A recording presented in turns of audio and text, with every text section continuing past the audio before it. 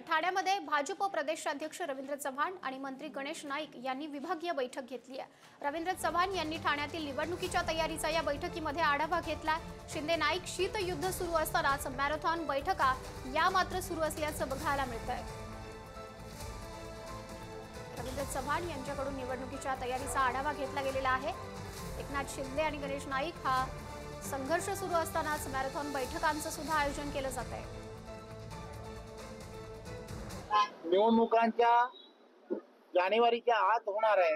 2 महिन्यातच निवडणुका जर झाल्या तर तुम्हाला आम्हाला सर्वांना या निवडणुकाची पूर्व तयारी ज्याला म्हणतात त्या पूर्व तयारीला लागणं अत्यंत गरजेचं आहे।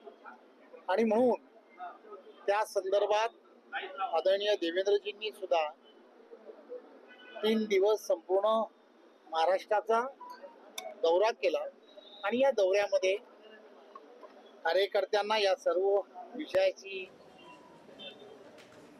स्पष्टता दिली।